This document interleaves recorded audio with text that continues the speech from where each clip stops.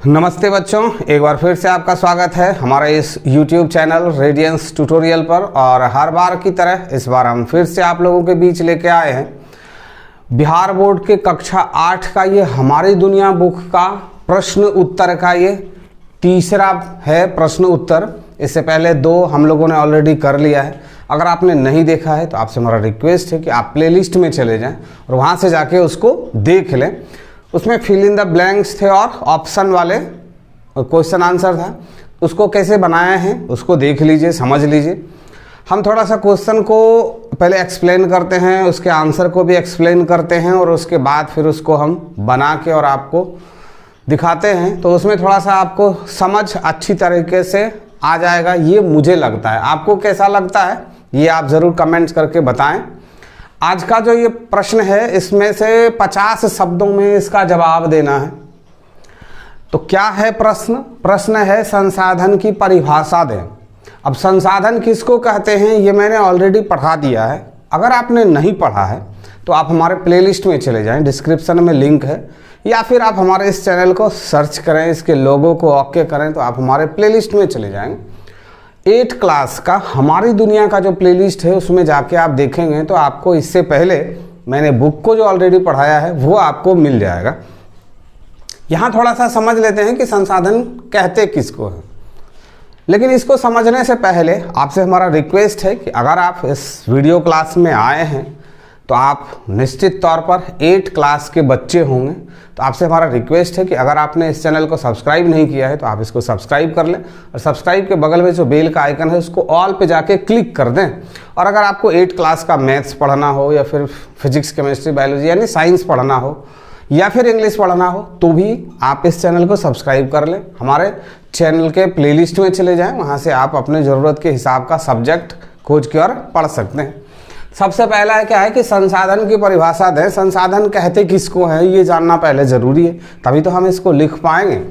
तो हम मानव इस जीवन को जीने में जिन जिन चीज़ों का उपयोग करते हैं वो सभी हमारे संसाधन हैं।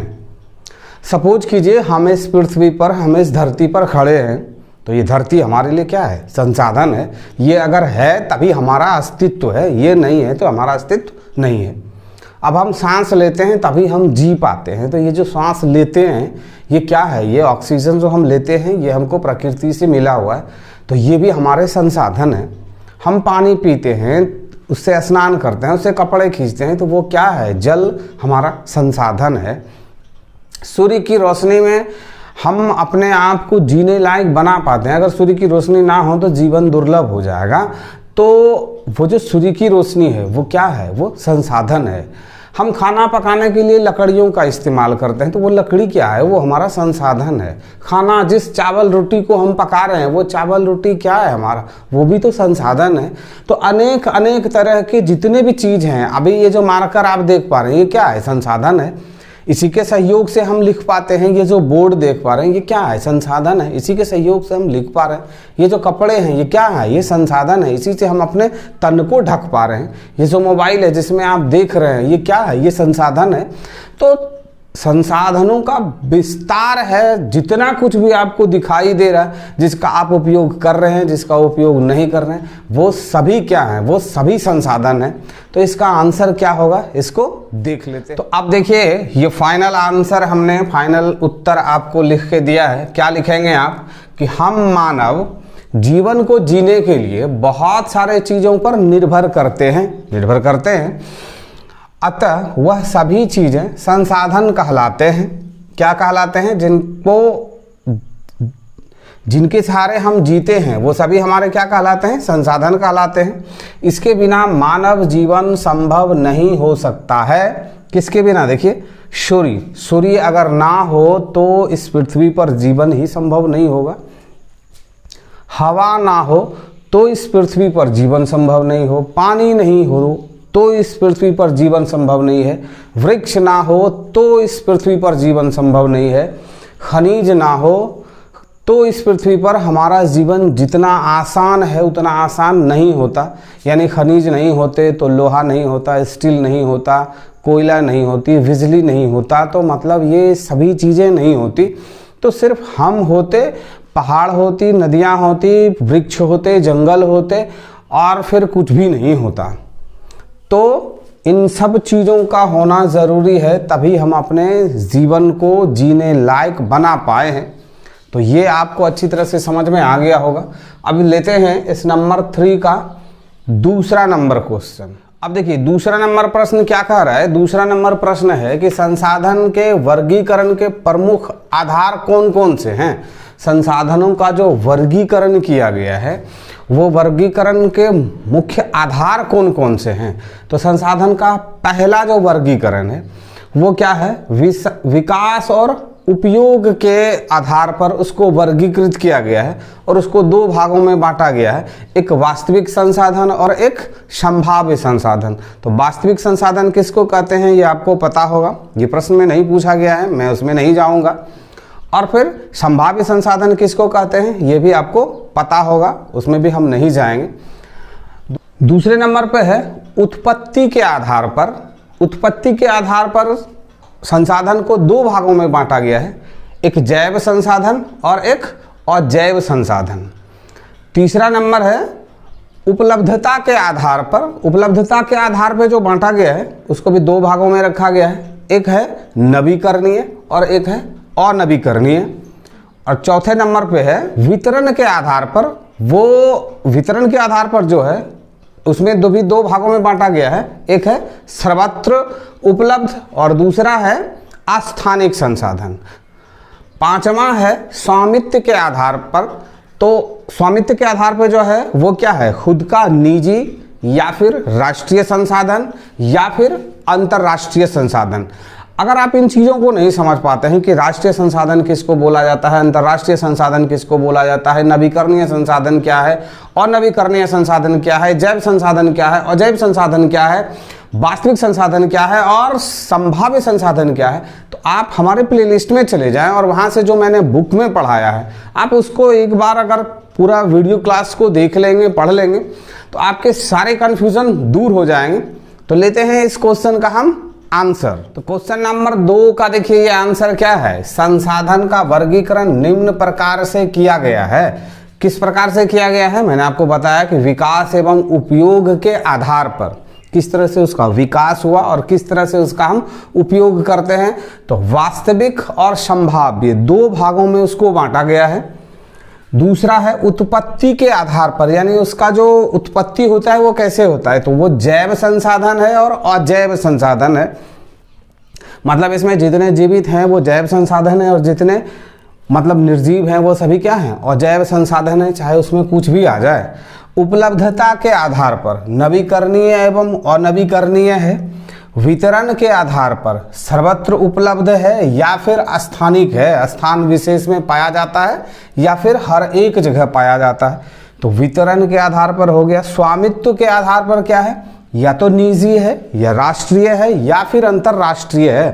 तो आप इस तरह से अगर क्वेश्चन का आंसर बनाएंगे तो आप ये ज़रूर विश्वास करें कि आपको जो मार्क्स मिलेगा वो सभी बच्चों से बेहतर मार्क्स आप प्राप्त करेंगे। और अगर आप इसका अध्ययन सही ढंग से करेंगे तो आने वाले समय में अच्छे स्तर का जो कंपटीशन का एग्ज़ाम होता है उसके लिए भी आपकी तैयारी अभी से ही मस्त हो जाएगा। तो लेते हैं हम इसका तीसरा क्वेश्चन। नंबर 3 का जो ये क्वेश्चन है ये कह रहा है कि प्राकृतिक संसाधनों का संरक्षण क्यों जरूरी है। संरक्षण मतलब उसको सुरक्षित करना क्यों जरूरी है। तो प्राकृतिक संसाधन क्या है ये तो आपको ऑलरेडी पता हो चुका है अभी तक में। तो प्राकृतिक संसाधनों का अगर हम संरक्षण ना करें तो आने वाले समय में ऐसा होगा कि वो विलुप्त हो जाएगा। मान लेते हैं कि आप अपने धरती के नीचे जो पानी है या फिर आपको जो वर्षा जल से प्राप्त होता है या फिर नदियों से जो जल प्राप्त होता है उस जल का आप दोहन बिना सोचे समझे अविवेकपूर्ण तरीके से करते रहेंगे तो अभी बहुत सारे जगह में ऐसी समस्या आ गई है कि ज़मीन के नीचे का पानी जो है वो पूर्णतः ख़त्म हो गया। तो वहाँ के लोग अब पाइपलाइन या फिर बोतल बंद पानी पे ही निर्भर हैं, या फिर कोयला जो आप प्राप्त करते हैं ज़मीन के नीचे से मिलता है उस कोयले का आप बिना सोचे समझे अविवेकपूर्ण तरीके से उसका आप दोहन करते रहेंगे। पेट्रोलियम पदार्थ उसका आप बिना कुछ सोचे समझे उपयोग करते रहेंगे तो एक दिन वो ख़त्म हो जाएंगे और जब वो ख़त्म हो जाएंगे तो मेरे बाद आने वाले जो जनरेशन हैं उनको फिर पेट्रोलियम नहीं मिलेगा, उनको कोयला नहीं मिलेगा, तो उनको जंगल काट काट के हम सभी जंगल को ख़त्म कर देंगे तो उनको फिर जंगल नहीं मिलेगा। इस पानी का उपयोग बेफालतू का करके हम इसको ख़त्म कर देंगे तो फिर उनको पानी नहीं मिलेगा। इस तरह से जितने भी हमारे प्राकृतिक संसाधन हैं उनका अगर हम दोहन ही करते रहे, उसको हम संरक्षित नहीं किए तो आने वाले पीढ़ी को फिर ज़िंदगी जीना मुश्किल हो जाएगा। इसलिए हमको इसका संरक्षण करना, इसको सुरक्षित करना दायित्व बनता है। तो इसका आंसर यही हो गया। तो लेते हैं आंसर। अब इस क्वेश्चन का आंसर आप क्या लिखेंगे कि प्राकृतिक संसाधनों के बिना पृथ्वी पर जीवन संभव नहीं है, इसलिए प्राकृतिक संसाधन जितना ज़रूरी हमारे लिए आज है उतना ही ज़रूरी आने वाले कल में भी होगा। संसाधनों का अविवेकपूर्ण उपयोग के कारण इसका भंडार समाप्ति के कगार पर है। पृथ्वी पर जीवन सतत चलता रहे, इसके लिए ज़रूरी है कि हम प्राकृतिक संसाधनों का समुचित उपयोग सुनिश्चित करें, इसे भविष्य के लिए संरक्षित करें। तो इस तरह से आप इसका आंसर नोट कर लेंगे। तो लेते हैं नंबर 4 को। नंबर 4 में क्या है, देखिए कह रहा है कि नवीकरणीय संसाधन किसे कहते हैं, उदाहरण के साथ लिखें। तो नवीकरणीय संसाधन और अनवीकरणीय संसाधन किसे कहते हैं ये आपको पता है। अगर नहीं पता है तो मैंने पढ़ाया है, आप प्लेलिस्ट में चले जाएं और वहां से जाके आप उसको पहले अच्छी तरह से समझ लें। लेकिन यहाँ पे हम इस क्वेश्चन का आंसर करेंगे तो नवीकरणीय संसाधन वो संसाधन कहलाते हैं जिन संसाधनों का प्रकृति के द्वारा पुनः पूर्ति संभव हो जाए। जैसे हम जो इस हवा को सांस के द्वारा लेते हैं तो ये हवा हमको प्रकृति के द्वारा पुनः प्राप्त हो जाता है। तो ये नवीकरणीय संसाधन के एक उदाहरण हो सकते हैं। या फिर सूर्य की रोशनी, ये क्या है, ये नवीकरणीय संसाधन है, ये हमको पुनः पूर्ति हो जाती है। या फिर वर्षा के द्वारा जल की प्राप्ति, तो ये एक नवीकरणीय संसाधन है जो कि हम उस वर्षा जल का उपयोग कर लेंगे और फिर से बारिश के समय में वर्षा जल हमको मिल जाएगा, उसमें हमको कुछ नहीं करना होगा। तो वो नवीकरणीय संसाधन हो गए। या फिर हम जंगलों को काटना छोड़ देंगे तो जंगल फिर से हो जाएंगे, तो वो जो जंगल हैं वो हमारे नवीकरणीय संसाधन हैं। लेकिन कब, जब हम उसका दोहन नहीं करेंगे। और अनवीकरणीय संसाधन किसको कहते हैं, मान लेते हैं कोयला, कोयले को आपने जला दिया, अब उससे कुछ नहीं हो सकता है। पेट्रोलियम, आपने उसको जला दिया, अब उससे कुछ नहीं हो सकता है। तो इस तरह के जो होते हैं वो अनवीकरणीय संसाधन होते हैं। तो लेते हैं इसका आंसर। तो फाइनल देखिए इसका उत्तर क्या हो गया कि उपलब्धता के आधार पर संसाधनों को 2 भागों में बांटा गया है। क्या है वो पहला भाग, नवीकरणीय संसाधन या फिर अनवीकरणीय संसाधन। हमको नवीकरणीय संसाधनों के बारे में जानना है। तो वैसे प्राकृतिक संसाधन जो कभी भी समाप्त नहीं होते हैं या उनकी पुनः पूर्ति हो जाती है, नवीकरणीय संसाधन कहलाते हैं। जैसे सूर्य की किरणें, हवा, जल, वन इत्यादि नवीकरणीय संसाधनों के उदाहरण हैं। तो आप इसको नोट कर लेंगे। लेते हैं इसका लास्ट और अंतिम सवाल। सवाल नंबर 5 क्या कर रहा है, प्राकृतिक संसाधनों के वितरण में असमानता के प्रमुख कारणों को लिखें। ये जो प्रकृति के द्वारा हमको संसाधन प्राप्त हुआ है, इन संसाधनों के वितरण में जो भिन्नता है, मतलब किसी जगह कुछ पाया जाता है, किसी जगह कुछ पाया जाता है, किसी जगह कुछ पाया जाता है।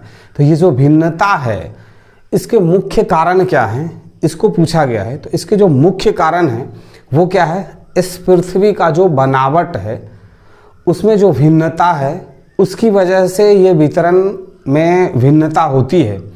क्या है, कहीं पे पहाड़ी भूमि है तो कहीं पे पठार है तो कहीं पे समतल मैदान है। तो जहाँ पे पहाड़ी क्षेत्र है वहाँ खनिज का उपलब्धता, वहाँ की ज़मीन के नीचे खनिज की उपलब्धता है। और जहाँ पे मैदानी भाग है वहाँ पे खनिजों की उपलब्धता कम होती है। पठारी क्षेत्रों में वनों की उपलब्धता अधिक होती है। और ये जो सूर्य की किरणें हैं इस पृथ्वी पर, जो विषुवतीय रेखा है उसके ऊपर नीचे अधिक मात्रा में सूर्य की रोशनी पृथ्वी को मिल पाता है, जिस वजह से ये जो क्षेत्र होता है यहाँ पे वनों का अधिक विकास होता है। लेकिन ज्यों ही आप उत्तरी ध्रुव की ओर जाते हैं या फिर दक्षिणी ध्रुव की ओर जाते हैं तो त्यों त्यों सूर्य की किरणें तिरछी होती जाती है और सूर्य की किरणों की उपलब्धता घटते जाती है, तो वनों का जो विकास है वो धीरे धीरे घटते जाता है। तो ये मुख्य कारण है, ये प्राकृतिक संसाधनों में भिन्नता के मुख्य कारण है। अब इसका लिखित आंसर ले लेते हैं जिसको आप नोट करेंगे। तो इसका फाइनल आंसर क्या हो जाएगा कि प्राकृतिक संसाधनों के वितरण में भिन्नता के मुख्य कारण स्थल रूप में भिन्नता का पाया जाना है। स्थल रूप में भिन्नता का पाया जाना है, कहीं पहाड़ तो कहीं पठार तो कहीं मैदानी क्षेत्र है। पहाड़ी क्षेत्रों में खनिज की उपलब्धता अधिक होती है, जबकि मैदान पठारीय एवं पर्वतीय क्षेत्रों में नदियों की अधिकता होती है। मैदानी क्षेत्रों में बड़े पैमाने पर खेती की जाती है। उत्तरी एवं दक्षिणी ध्रुवों की ओर जाने से इसकी उपलब्धता घटते जाती है। तो आप इसको नोट कर लेंगे, इसका एक स्क्रीनशॉट ले सकते हैं। तो मुझे उम्मीद है कि आज का जो ये क्वेश्चन आंसर था, यानी 50 शब्दों वाला ये जो 3 नंबर का निम्नलिखित प्रश्नों का उत्तर दें अधिकतम 50 शब्दों में, ये आपका यहाँ पे कंप्लीट हो गया। और अगर आप इस वीडियो क्लास को देखते हुए यहाँ तक आ गए हैं और आप अभी तक इस चैनल को सब्सक्राइब नहीं किए हैं, तो आपसे हमारा रिक्वेस्ट है कि प्लीज़ आप इस चैनल को सब्सक्राइब कर लें और सब्सक्राइब के बगल में जो बेल का आइकन है उसको भी ज़रूर दबाएं और इस वीडियो क्लास को अपने दोस्तों के साथ अधिक से अधिक शेयर करें। तो मिलते हैं हम इसके अगले प्रश्न उत्तर में।